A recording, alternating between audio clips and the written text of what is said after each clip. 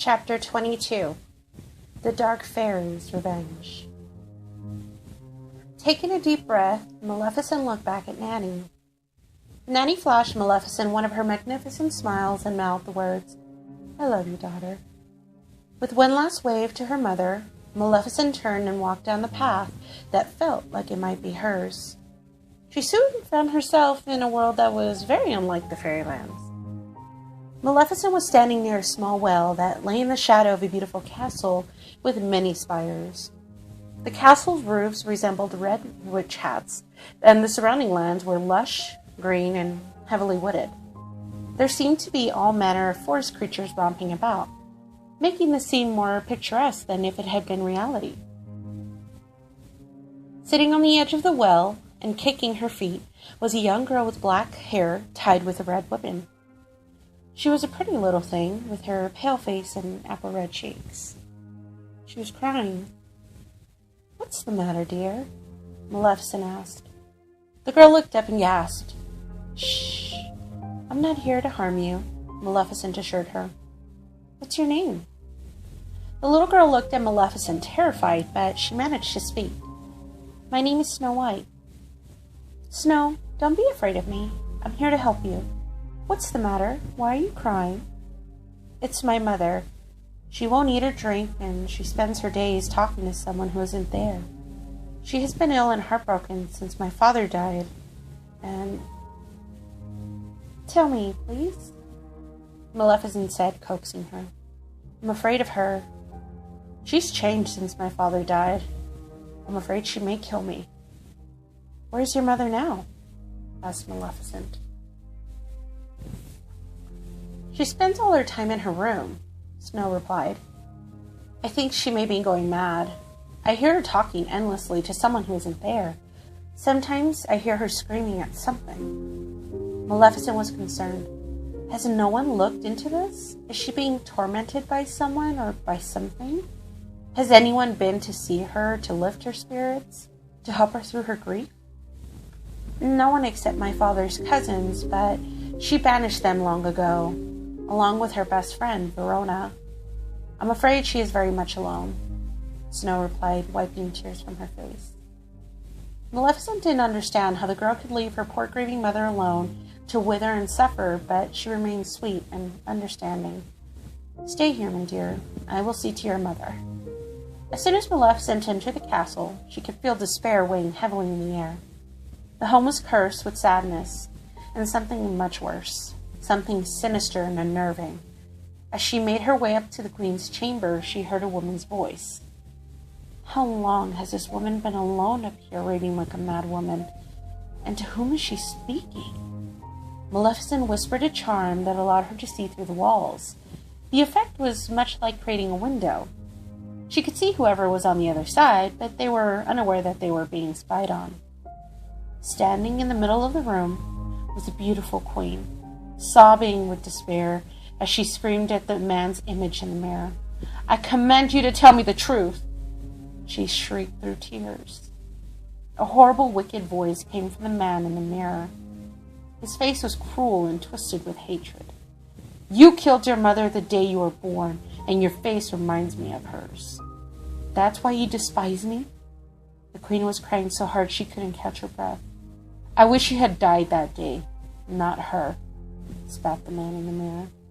Maleficent was horrified.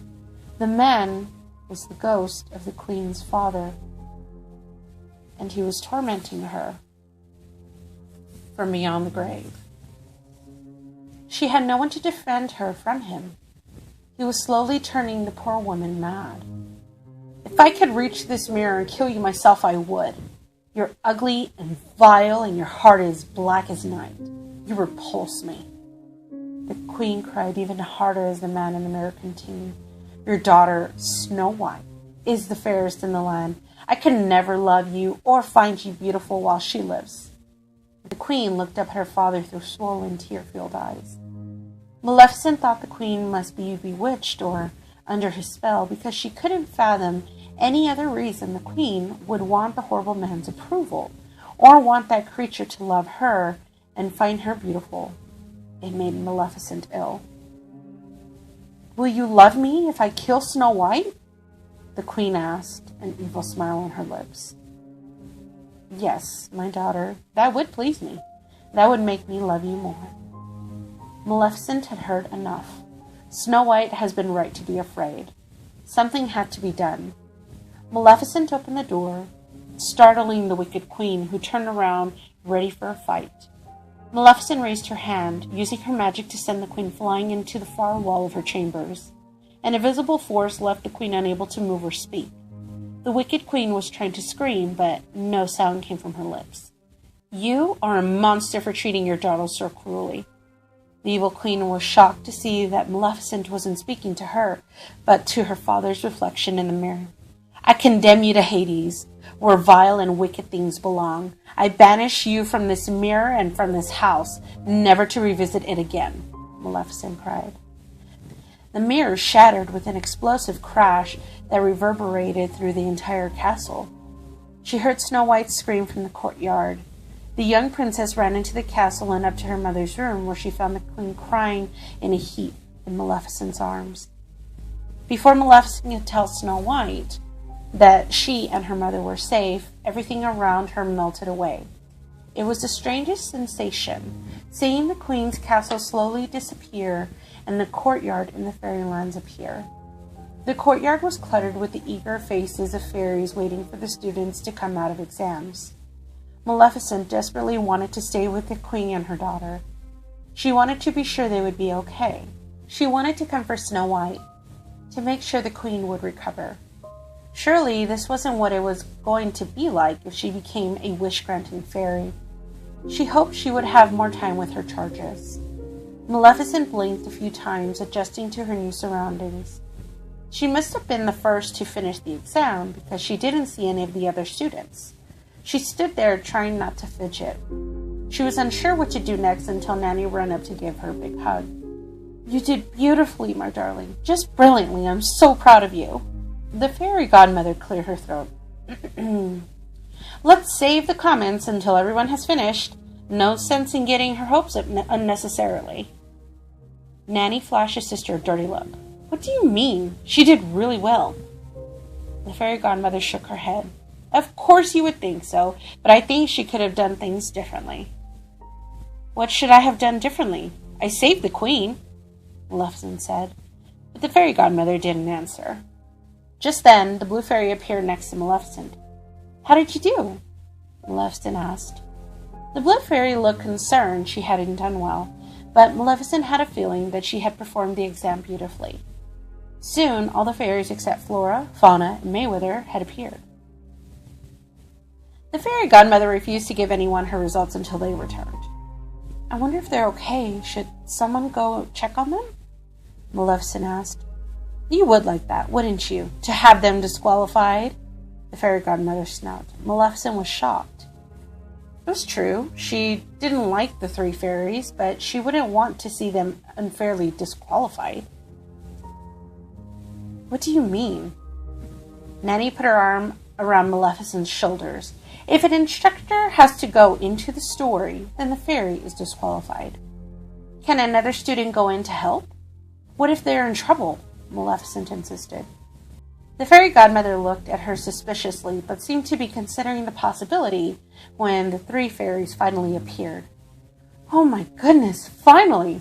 It was so dreadful, I can't believe we made it out alive, Merryweather said dramatically. Fauna and Flora looked as if they were stricken by some sort of ailment.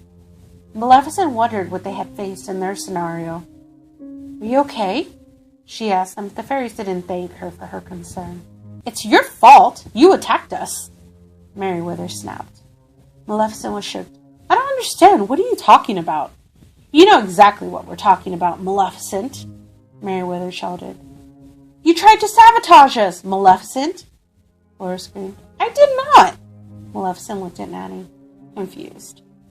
I swear I have no idea what she's talking about. Merryweather pointed her finger accusingly at Maleficent. You know what you did. You attacked us trying to protect your evil birds. Nanny had never seen exams devolve into such chaos, but she did know her daughter had nothing to do with it. The fairy godmother and I will look at your story, and we will figure out what happened, Nanny said.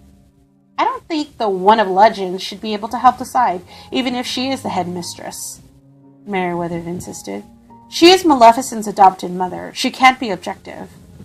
Nanny looked at Merryweather, wondering where they had gone wrong with that one. How had she let those three fairies become so petty? Had she spent so much time trying to lift up Maleficent that she had neglected those three, leaving them to her sister?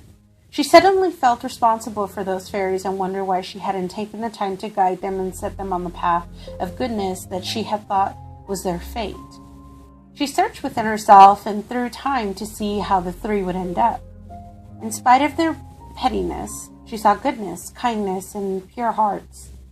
There would be squabbling and perhaps a bit of bullying on Merryweather's part, but she saw her pushing the other two because they needed guidance.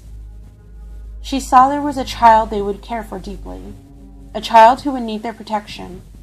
She sighed with relief, knowing she hadn't failed them entirely. However, that didn't change who they were today. Three petty girls hurling insults at her and her daughter. Girls, please, I won't be deciding who passes or fails, but I imagine you'd be very pleased if I did. I see an important task for you in the future, a task you will not be able to accomplish without wish-granting status, Nanny said. The three fairies looked at each other in disbelief. And I promise we will look into this matter of Maleficent attacking you, Nanny finished. The fairy godmother cleared her throat. She didn't like her sister taking things over, so she took the matter in hand herself. I suggest everyone go back home and have some tea. We will interview the charges and decide who will be granted status. We will make the announcement later today. I know you are all eager for the results. We promise to make our decision as soon as we can. Maleficent looked at her mother with worried eyes, her skin turning a pale shade of purple. My darling, don't fret. Go home. The odd sisters are there waiting for you, Nanny told her. Maleficent kissed her mother on the cheek and did as she was asked. She followed all the other students filing out of the courtyard to go home and wait for the exam results. The fairy godmother quickly got to business. With her wand, she conjured up a little round table with a dark pink tablecloth that matched the cherry blossoms behind them. She also conjured 2 white chairs with pink cushions to match. Sit, sister, sit. And with another wave of her hand, a teapot, teacups with saucers, and little plates, all a pale shade of pink, edged with glistening silver, appeared on the table. Have some tea, sister, before it gets cold. Oh, and I almost forgot. With another wave of her wand, little white cakes decorated with pink roses settled on the plates. There, now we're ready. Nanny laughed to herself, but she let her sister talk. We'll discuss each student in order of completion of the exam. Does that sound fair? Nanny nodded, letting her sister speak first. I'm sure you'll agree that Maleficent did deplorably. She failed to realize her charge was actually Princess Snow White, not the Wicked Queen. Nanny scoffed. So what do you suppose Maleficent should have done? Let the queen languish in torment and try to kill her own daughter? There was no fairy, no good sorcerers to help Snow White. There was no other part for Maleficent to play in this scenario than to destroy the man in a mirror. She saved the queen and the princess. You can't deny it. The fairy godmother was shaking her head furiously the entire time her sister was speaking. Nanny felt anger growing inside her. You know as well as I that the 3 fairies chosen should be Maleficent, the Blue Fairy, and your favorites, Flora, Fauna, and Merryweather. Do we really need to sit here and debate this all day? Just then, the odd sisters flew into the courtyard, screaming at the top of their lungs like wild harpies. Ruby was holding the hand of a small blonde girl. The tiny girl seemed to be made of all things silver and gold, shining like a star. She was crying so hard she was shaking. Where are those little beasts? Where is Merryweather? Where are her friends? Ruby shrieked. Maleficent ran into the courtyard just behind them. Where are my birds? Where is my crow tree? The little blonde girl continued to sob. Maleficent, you're frightening this young girl. Stop screaming at once, scolded the fairy godmother. Lucinda glared at her. It was your fairies who made our Circe cry, not Maleficent. Merryweather attacked her. Nanny rushed over to Circe and the odd sisters. Circe, what happened? Merryweather attacked you? All three of them attacked me, but I think it wasn't my fault, she sobbed. What happened? Nanny asked her in the gentlest voice, hoping to calm not only Cersei, but also the Odd Sisters and Maleficent, who were equally outraged. When the three fairies appeared on their path, I saw into their hearts. I saw they had a terrible secret. They had taken Maleficent's raven, Diablo, and hidden him away so she would worry and fret over him. They wanted Maleficent to be distracted at her exam today.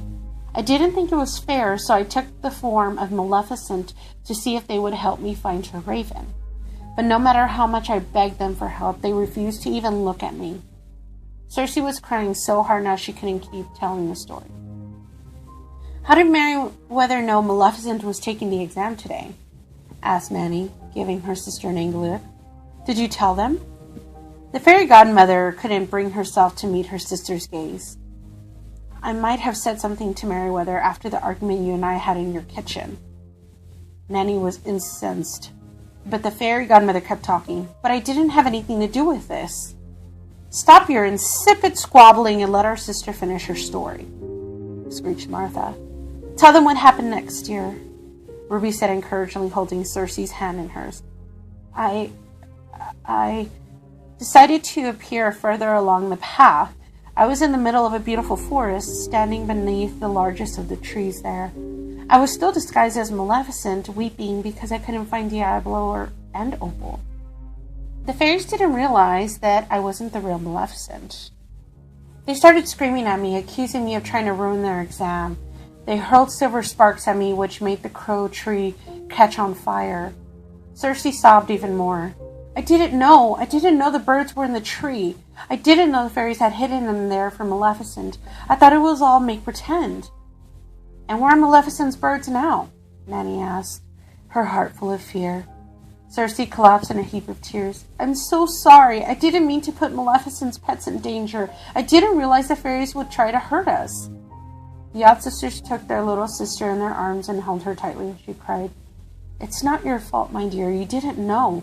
Maleficent won't blame you. It's not your fault. It's not your fault.